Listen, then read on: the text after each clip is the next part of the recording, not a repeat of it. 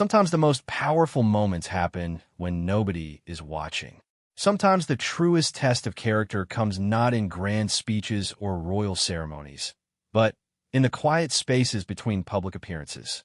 Sometimes a simple gesture can reveal more about a person's heart than years of carefully crafted public relations could ever accomplish. On a cold Tuesday morning in March 2024, something extraordinary happened that would make headlines across the world, not because it was planned or orchestrated, but precisely because it wasn't. In a moment when the cameras weren't rolling and the protocol officers weren't watching, Prince William and Princess Kate did something that would remind an entire nation why the monarchy still matters to millions of ordinary people. This is the story of how two people, burdened with the weight of crowns they don't yet wear, chose compassion over convention, humanity over hierarchy, and love over duty. This is the story of how a single act of kindness rippled across a kingdom and touched hearts in ways that no royal tour or state dinner ever could. What they did wasn't revolutionary. It wasn't unprecedented. It wasn't even particularly newsworthy by traditional standards. But in a world growing increasingly cynical about institutions, about privilege, about the relevance of ancient traditions in modern times, their quiet gesture became a beacon of hope that reminded everyone watching what true leadership really looks like. This is that story. The story of how two people proved that sometimes the smallest actions create the biggest impact, and how genuine human connection can still triumph over the cold machinery of public life. The alarm clock in the Wales household rang at 6:30, just as it did every Tuesday morning. Prince William reached across the bed to silence it, careful not to wake Catherine, who had been up late the night before reviewing briefing papers for her upcoming engagements. The early March air carried a bite that made him pull his robe tighter as he padded downstairs to start the coffee maker. This was supposed to be a quiet day for the Prince and Princess of Wales. No official engagements were scheduled until Thursday, when they would attend a charity gala in London. No ribbon cuttings, no hospital visits, no school openings. Just a rare Tuesday where they could focus on their 3 children and catch up on the endless paperwork that came with their roles. William had plans to take George, Charlotte, and Louis to their respective activities later in the morning. George had football practice, Charlotte had her art class, and Louis needed to be picked up from his friend's house where he had spent the night. Catherine intended to use the morning to work on her early childhood development initiative, responding to emails and reviewing research proposals that had piled up on her desk. But at 7:15, as William was buttering toast and listening to the morning news, his private secretary called with an urgent message. There had been an incident at a local primary school, just 15 minutes from their Windsor home. Not a security threat or anything dangerous, but something that had captured the attention of the local media and was beginning to trend on social media. A 7-year-old girl named Emma Thompson had been walking to school with her grandmother when she collapsed on the pavement outside the school gates. The child had been fighting leukemia for 8 months, and this morning her small body had simply given up the fight to make it those final 50 meters to her classroom. The ambulance had arrived within minutes, but Emma had slipped into unconsciousness and was rushed to the nearby hospital. The story might have remained a private family tragedy, except for one detail that had caught the public's attention. Emma's grandmother, Margaret Thompson, had been carrying a small handmade sign that Emma had created for a school project about modern heroes. The sign featured a crayon drawing of Princess Catherine, complete with her characteristic brown hair and bright smile, with the words, "My hero, Princess Kate," written in purple marker beneath it. When Emma collapsed, the sign had scattered across the wet pavement, and a passerby had taken a photograph of it lying next to the ambulance. The image had been shared on social media with the caption, "Little girl collapses on way to school, carrying sign about Princess Kate." Within hours, the post had been shared thousands of times, with people expressing their hopes and prayers for Emma's recovery. William read the briefing twice, feeling something tighten in his chest. He looked up from his phone to find Catherine standing in the kitchen doorway, already dressed in jeans and a cream-colored sweater, her hair pulled back in a simple ponytail. "I heard your phone ringing," she said, pouring herself a cup of coffee. "Is everything all right?" William handed her his phone, watching her face as she read the message. He saw her expression shift from curiosity to concern to something deeper, something that reminded him why he had fallen in love with her all those years ago at university. It was the same look she had worn when they visited children's hospitals, when she knelt down to talk to shy kindergartners, when she held premature babies in her arms during hospital visits. "How far is the hospital?" Catherine asked, already reaching for her car keys. "About 20 minutes, William replied, though he knew she wasn't really asking for logistical purposes. She was asking because she was already making plans. "We should call ahead," Catherine said, her voice taking on the practical tone she used when she was organizing something important. "Find out if the family would welcome a visit. Make sure we're not intruding on a private moment." William nodded, already dialing his private secretary's number. This wasn't part of their schedule. There would be no photographers arranged, no press releases prepared, no official documentation of their visit. Their security team would need to be briefed, the hospital would need to be contacted, and arrangements would need to be made with very little notice. But as he listened to the phone ring, William found himself thinking about his own children, still asleep upstairs. He thought about George at 7 years old, how small and vulnerable he had seemed, how the simple act of walking to school was something they all took for granted. He thought about Charlotte, who had just turned 8, and how she spent her mornings chattering excitedly about her friends and her teachers. He thought about Louis, barely 5, who still sometimes needed to be carried when his little legs got tired. The call connected, and within minutes the wheels were in motion. The hospital's administration was contacted discreetly. The Thompson family was approached with sensitivity and care, and security arrangements were quietly put in place.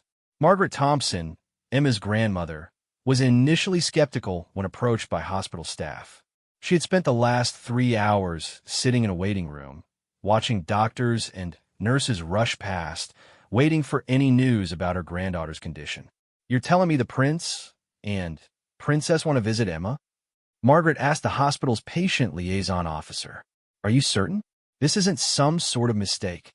The liaison officer, a kind woman named Sarah Davies who had worked at the hospital for 15 years, assured Margaret that the request was genuine. She explained that the royal couple had seen the story about Emma's collapse and her school project, and they had asked if they might be able to visit if the family would welcome them. Margaret sat quietly for a moment, thinking about her granddaughter lying unconscious 3 floors above her. Emma had been talking about Princess Catherine for weeks, ever since their teacher had assigned the Modern Heroes project. While other children had chosen footballers or pop stars, Emma had been adamant that Princess Catherine was her hero because she helps children and she's always kind to everyone. Emma had spent hours working on that sign, carefully coloring inside the lines of her drawing, practicing her letters until they were perfectly formed. She had been so proud of it, carrying it carefully in her school bag and pulling it out to show anyone who would look. The night before, she had placed it beside her bed so she wouldn't forget to bring it to school for the presentation. "Yes," Margaret said finally, wiping tears from her eyes. "Yes, Emma would love that. She would absolutely love that." Meanwhile, William and Catherine were making their own preparations. Catherine had changed into a navy blue dress, something appropriate for a hospital visit, but not so formal as to seem out of place. William wore a dark suit with no tie, striking the right balance between respect and accessibility. They had decided to drive themselves, with their security detail following at a discreet distance. As they made the 20-minute journey to the hospital, Catherine found herself thinking about the responsibility that came with their positions. People looked to them not just for ceremonial functions or charitable support, but for comfort in times of crisis. A visit from them could mean everything to a family facing their darkest hours, but it could also feel intrusive or overwhelming if not handled with extraordinary care. "Do we know anything more about Emma?" Catherine asked as they navigated through the morning traffic. William consulted his phone, where his private secretary had been sending updates every few minutes. "She's 8 years old, been fighting leukemia for 8 months. This is her third hospitalization. Her parents both work. Her father is a mechanic, and her mother works part-time at a grocery store. She lives with her grandmother during the week because it's closer to the hospital and the school. Catherine absorbed this information, creating a mental picture of a family doing their best under impossible circumstances. She thought about the financial strain, the emotional exhaustion, the daily fear that came with watching a child fight for their life. She thought about how Emma's parents must be feeling right now, probably rushing to the hospital from their jobs, probably terrified and helpless. The hospital came into view, a large brick building that served the local community. There were no crowds gathered outside, no media trucks parked on the street. This would be a private visit, the kind that happened more often than the public realized, but rarely made headlines because they weren't meant to. As they pulled into the hospital car park, Catherine reached over and squeezed William's hand. They both understood that they were about to step into someone else's most vulnerable moment, and they carried that responsibility seriously. This wasn't about them, wasn't about generating positive publicity or fulfilling royal duties. This was about an 8-year-old girl who had drawn a picture of Catherine with purple crayon, calling her a hero. They walked through the hospital's main entrance together, greeted by the hospital's chief administrator and Sarah Davies, the patient liaison officer who had spoken with Margaret. The hospital had managed to keep the visit completely confidential, with only essential staff informed of their presence. "How is Emma?" Catherine asked immediately, before any formal introductions could be made. "She's stable," the chief administrator replied. "Still unconscious, but her vitals have improved since she arrived." The doctors are cautiously optimistic. As they made their way through the hospital corridors, past other families dealing with their own medical crises, Catherine found herself thinking about how normal and extraordinary this moment was simultaneously. Normal because visiting sick children was something she did regularly as part of her royal duties. Extraordinary because this visit had nothing to do with duty and everything to do with human compassion. The elevator carried them to the third floor, where Emma lay in a small room surrounded by machines and monitors. Through the window, they could see Margaret Thompson sitting beside the bed, holding her granddaughter's small hand. Emma's parents had arrived an hour earlier and were speaking quietly with a medical team in the hallway. This was the moment when everything would change, though none of them knew it yet. This was the moment when a simple act of kindness would begin to ripple outward, touching lives and hearts in ways that none of them could predict. This was the moment when Prince William and Princess Catherine would remind the world that sometimes the most powerful thing you can do is simply show up. The first person William and Catherine met was Emma's father, David Thompson, a tall man with calloused hands and worry lines etched deep around his eyes. He had arrived at the hospital still wearing his work coveralls, having dropped everything when his wife called to tell him about Emma's collapse.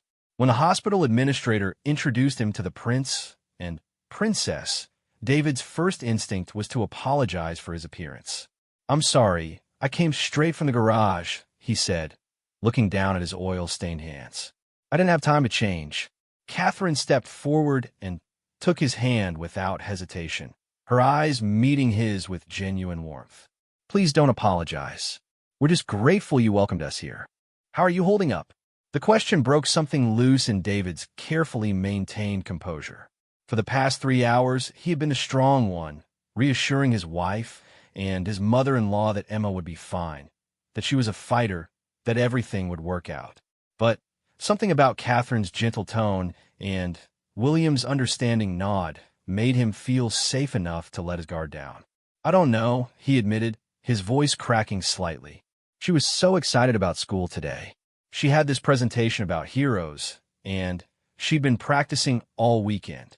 She wanted to tell everyone about Princess Catherine and why she thought you were special. And then this morning," he trailed off, unable to finish the sentence. William placed a hand on his shoulder, a gesture that felt natural and unforced. "Would you like to tell us about Emma?" William asked. "What she's like when she's not in the hospital." David's face brightened slightly, the way parents' faces always do when invited to talk about their children. She's incredible. 8 years old and braver than most adults I know. She loves art and animals, and she wants to be a teacher when she grows up because she says teachers get to help children learn new things every day. She sounds wonderful, Catherine said, and David could hear that she meant it. They were joined by Emma's mother, Susan Thompson, a petite woman with Emma's same bright eyes and determined chin. Susan worked part-time at the local Tesco, but had given up her shift that morning to rush to the hospital. She had been crying, but had composed herself when she learned about their visitors. "I can't believe you're here," Susan said, shaking her head in amazement. "Emma's going to be over the moon when she wakes up. She talks about you all the time, Princess Catherine. She says you're beautiful and kind and that you care about children like her." Catherine felt her throat tighten with emotion. This was why she had chosen to focus her royal work on early childhood development, why she spent countless hours visiting schools and children's centers, why she advocated tirelessly for better support for families. It was for children like Emma, who saw in her not a princess or a celebrity, but someone who cared. "May we meet Emma's grandmother?" Catherine asked. "I understand she was with Emma this morning." They were led down the hallway to Emma's room, where Margaret Thompson sat vigil beside her granddaughter's bed. Margaret was 73 years old, a retired librarian who had become Emma's primary caregiver during the week because she lived closer to both the hospital and Emma's school. When William and Catherine entered the room, Margaret stood up slowly, her arthritis making movement difficult. "Your Royal Highnesses," she said, attempting a small curtsy despite her obvious exhaustion. "Please, don't stand on our account," William said gently, helping Margaret back into her chair. "We're here as friends, not as royalty." Catherine approached Emma's bedside, looking down at the small girl connected to various monitors and for lines. Emma looked even tinier than her 8 years. Her blonde hair spread across the pillow, her breathing steady but shallow. On the bedside table sat the crumpled remains of Emma's school project, carefully smoothed out and placed where she would see it when she woke up. "May I?" Catherine asked, gesturing toward the drawing. Margaret nodded, and Catherine picked up the paper with gentle hands. The drawing showed Catherine in her characteristic style, wearing a blue dress and smiling broadly. Emma had drawn little hearts around the figure and had written, "My hero, Princess Kate, helps children and is always nice," in careful purple letters. "She worked on this for hours," Margaret explained, her voice soft so as not to disturb Emma. "She kept erasing parts and starting over because she wanted it to be perfect. She said she hoped that someday she might get to show it to you." Catherine felt tears welling up in her eyes as she studied the drawing. She could see the care and attention Emma had put into every detail, from the carefully colored dress to the precisely formed letters. This wasn't just a school project to Emma. It was a labor of love, a way to express her admiration for someone she saw as a role model. "This is beautiful," Catherine said, her voice thick with emotion. "May I keep this? I would love to have Emma's permission to frame it and put in my office." Margaret's eyes widened with surprise and joy. Oh, she would be absolutely thrilled. She would love that more than anything. William had been speaking quietly with David and Susan in the corner of the room, learning more about Emma's journey with leukemia. The diagnosis had come 8 months earlier, during what should have been a routine checkup for a persistent cough. Since then, their lives have been turned upside down with rounds of chemotherapy, frequent hospital stays, and the constant uncertainty that came with fighting childhood cancer. "The treatment has been hard on her," Susan explained. "Some days she's too tired to get out of bed. Other days, she's her normal, energetic self. But she never complains. She just keeps going, keeps fighting, keeps believing that everything will be okay." "She sounds like a remarkable young lady," William said. "You should be very proud." "We are," David replied. "She's taught us all what real courage looks like." Catherine rejoined their conversation, still holding Emma's drawing carefully in her hands. "I was wondering if you would mind if we stayed for a while. I know this is a private family moment, but if you're comfortable with it, we'd love to be here when Emma wakes up." The Thompson family exchanged glances, communicating in the silent way that families in crisis often develop. They had never imagined that their daughter's medical emergency would result in a visit from the future King and Queen of England, but they also recognized that Emma would never forgive them if she missed the chance to meet her hero. She would love that, Susan said finally. But please don't feel obligated. I know you must have other important things to do. Nothing more important than this, Catherine said firmly, and everyone in the room could hear that she meant it completely. What followed were some of the most genuine and unguarded hours that William and Catherine had experienced in years of public life. They pulled chairs up to Emma's bedside and settled in for what they all hoped would be a waiting game with a happy ending. Hospital staff brought tea and coffee, and the conversation flowed naturally between parents sharing stories about their children. William talked about George's passion for football and his tendency to kick balls into flower beds at home. Catherine shared Charlotte's love of art and her recent fascination with horses. Margaret told them about Emma's collection of stuffed animals, each with its own elaborate backstory and personality. David and Susan shared memories of Emma before her diagnosis, when she was just a regular 8-year-old who loved playground swings and ice cream cones. The stories painted a picture of a child who was much more than her illness, a little girl with dreams and hopes and an infectious enthusiasm for life. Catherine found herself thinking about how Emma's experience paralleled the work she did with children facing various challenges, but also how different it felt when the child had a name and a face and a purple crayon drawing with your name on it. Around noon, Emma's monitors began showing signs of increased brain activity. The medical team was called in to assess her condition, and after a thorough examination, Dr. Patricia Miles, the pediatric oncologist overseeing Emma's care, delivered cautiously optimistic news. She's showing signs of regaining consciousness, Dr. Miles explained. Her vital signs have stabilized and improved significantly since this morning. I would expect her to wake up within the next hour or two. The relief in the room was palpable. Margaret wiped tears from her eyes. Susan reached for David's hand, and William and Catherine exchanged a look of profound gratitude. They had prepared themselves for various outcomes when they decided to make this visit, but they had hoped and prayed for exactly this news.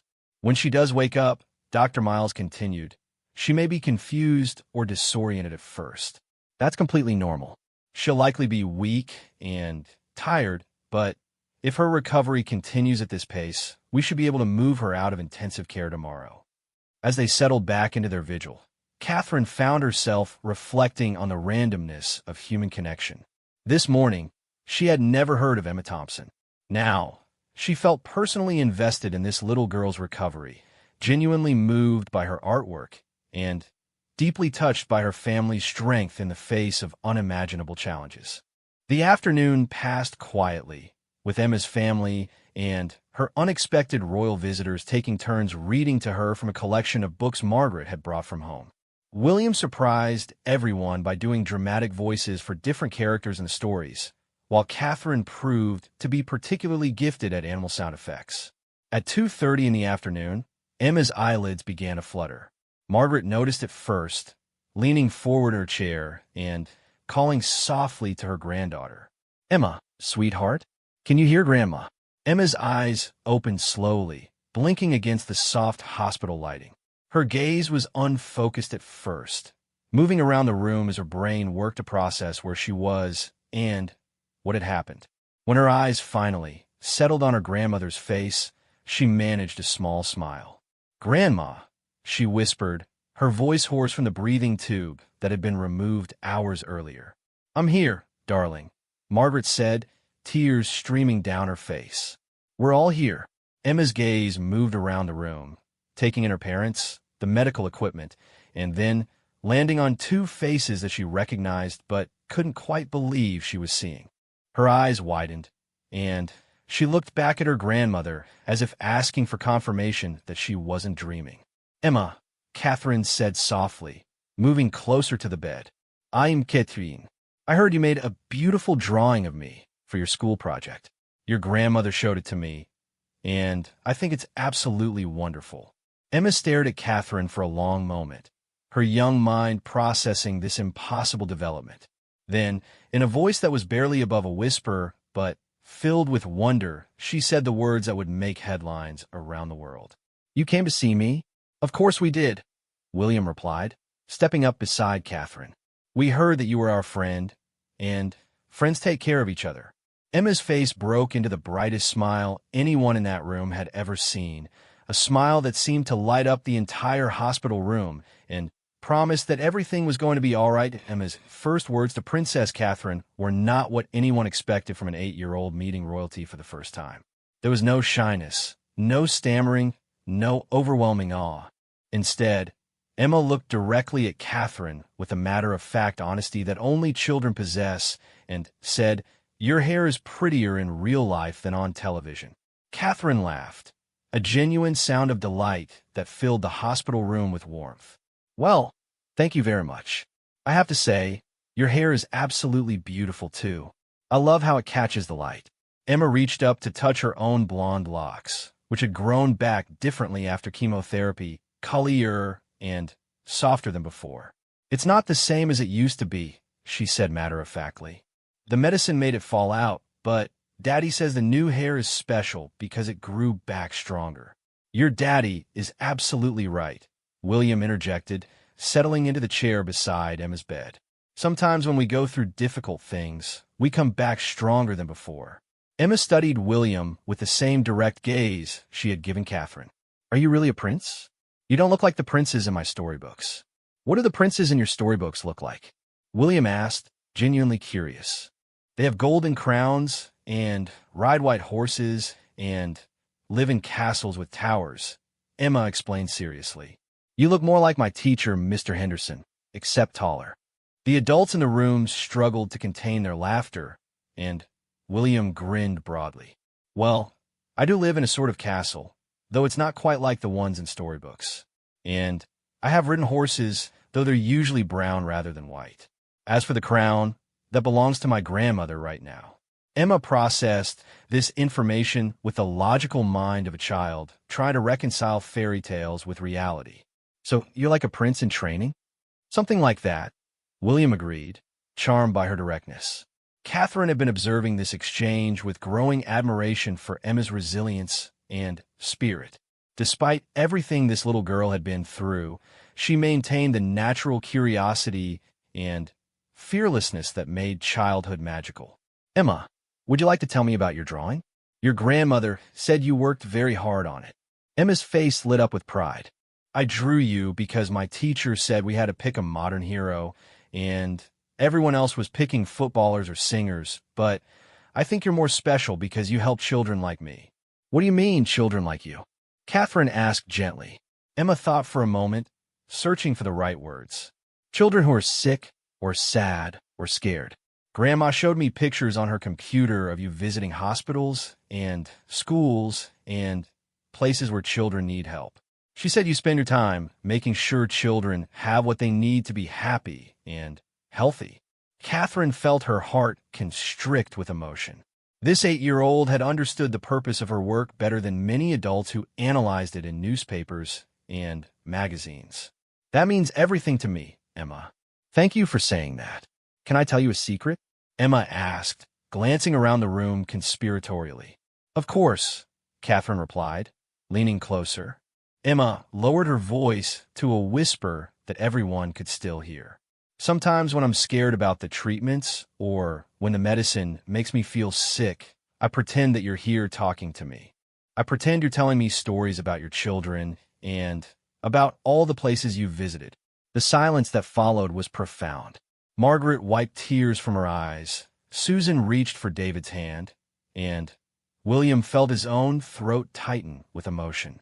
Catherine was completely still for a moment, processing the weight of what Emma had just shared. "You know what?" Catherine said finally, her voice gentle but strong. "I'm going to give you my personal phone number, and whenever you're feeling scared or sad, you can have your mommy or daddy call me. And we can talk for real. No more pretending." Emma's eyes widened in disbelief. "Really? You would do that?" "Really," Catherine confirmed. Friends help each other, remember? Dr. Miles, who had been quietly monitoring Emma's condition from the corner of the room, approached the bed with a warm smile. Emma, how are you feeling? Any pain or dizziness? I feel okay, Emma replied honestly. A little tired, but okay. When can I go home? Well, that depends on how you continue to improve, Dr. Miles explained. But if you keep getting stronger like you have been today, we might be able to move you out of the intensive care unit tomorrow and possibly home by the weekend. Emma's face brightened considerably. This weekend? I would miss too much school if I stayed longer. We're learning about butterflies, and I don't want to miss the part where they come out of their cocoons. William and Catherine exchanged glances, both thinking the same thing about the appropriateness of butterflies emerging from cocoons as a metaphor for Emma's own transformation through her illness. Tell me about the butterflies, William said. What have you learned so far? Emma launched into an enthusiastic explanation of the metamorphosis process, her face becoming more animated as she talked. She described how caterpillars build their cocoons and then completely transform inside them. Emerging as something entirely different, but somehow still the same creature they had always been meant to be. Mrs. Patterson says that butterflies are proof that beautiful changes are possible, Emma concluded. She says that sometimes you have to go through something difficult before you can become who you're really supposed to be. Catherine found herself thinking that Mrs. Patterson sounded like a very wise teacher indeed. Your teacher is absolutely right about that. Sometimes the most beautiful things come from the most challenging experiences. Emma nodded sagely, then looked around the room at her family and her unexpected visitors. Is that what's happening to me? Am I like a caterpillar in a cocoon? What do you think? Catherine asked, recognizing that Emma was working through something important in her young mind. Emma considered the question seriously. I think maybe I am. The sickness has been like being in a cocoon, all dark and scary and not knowing what's going to happen. But maybe when I get better, I'll be like a butterfly. Maybe I'll be stronger and more beautiful than I was before. The profound wisdom of this 8-year-old's perspective left the adults in the room speechless for a moment. Here was a child who had found a way to understand her suffering not as something meaningless and cruel, but as part of a larger process of transformation and growth. I think you're absolutely right, William said finally, and I think you're already showing us your beautiful wings. Emma beamed at this compliment, then, suddenly, looked concerned. Oh no, my presentation. I was supposed to present my hero project today, and I missed it because I'm in the hospital. Margaret leaned forward to pat Emma's hand. Don't worry about that, sweetheart. I'm sure Mrs. Patterson will let you present it when you go back to school. Actually, Catherine said thoughtfully, I have an idea about that. What if, when you're feeling better, you came to visit us? You could give your presentation to William and me, and maybe we could arrange for your whole class to come along. We could have a proper butterfly garden party at our home. Emma's eyes grew as wide as saucers. A butterfly garden party? With real butterflies? With real butterflies, Catherine confirmed. We have beautiful gardens where butterflies love to visit, especially in the spring and summer. We could learn about them together, and you could teach us everything Mrs. Patterson has taught you about metamorphosis. Emma looked around the room at her family, seeking permission for this incredible possibility. Her parents and grandmother nodded enthusiastically, as amazed as Emma by the generosity of the offer. But first, William added, you need to focus on getting stronger and going home to your own bed. Deal. Deal. Emma agreed solemnly, extending her small hand to shake on it. William took her hand carefully, marveling at how such a small gesture could feel so significant. As the afternoon progressed, Emma's energy began to return in small increments. She showed Catherine and William the collection of stuffed animals arranged on her bedside table, introducing each one by name and explaining their individual personalities and backstories. There was Rosie the pink elephant who was afraid of heights, Charlie the teddy bear who loved to travel, and Butterscotch the golden retriever who was training to be a therapy dog. Butterscotch is my favorite, Emma explained, holding up a well-loved stuffed dog with floppy ears. She goes everywhere with me. She even came to all my treatments because the nurses said therapy dogs are allowed in hospitals. Catherine examined Butterscotch carefully, noting the worn fabric that spoke of countless nights of comfort and companionship. She looks like she's been a very good friend to you. The best friend, Emma agreed. She never gets scared when I'm scared, and she always makes me feel better when I'm sad. Daddy says that's what real friends do. Your daddy is very wise, Catherine replied, thinking about how this little girl and her family had managed to find wisdom and strength in the midst of such challenging circumstances. As evening approached, it became clear that Emma was growing tired despite her excitement about her visitors. Dr. Miles suggested that perhaps it was time for everyone to let Emma rest, but Emma had one more request. Princess Catherine, she said, struggling to keep her eyes open, would you sing me a lullaby? Grandma always sings to me when I'm in the hospital, but I've never heard a real princess sing before. Catherine felt herself tearing up at this simple, trusting request. What's your favorite lullaby? Twinkle, twinkle, little star, Emma replied sleepily. But Grandma changes the words sometimes to make them special for me. Catherine looked at Margaret questioningly, and the older woman smiled through her tears. I sing twinkle, twinkle, little Emma, you're the brightest star I know, she explained. That's perfect, Catherine said, and began to sing in a soft, clear voice that filled the quiet hospital room. As she sang, Emma's eyes drifted closed, her breathing deepened, and the exhausted little girl who had shown such courage and wisdom throughout the day finally allowed herself to rest. William watched his wife singing to this brave little girl and felt his heart swell with pride and love. This was Catherine at her most authentic, most generous, most beautiful. This was why he had fallen in love with her, and why he knew she would be an extraordinary queen someday. As Emma's breathing settled into the rhythm of sleep, Catherine finished the lullaby and gently tucked the covers around the sleeping child. She placed Emma's drawing carefully on the bedside table, where Emma would see it first thing when she woke up, and whispered a quiet promise that this would not be the last time they saw each other.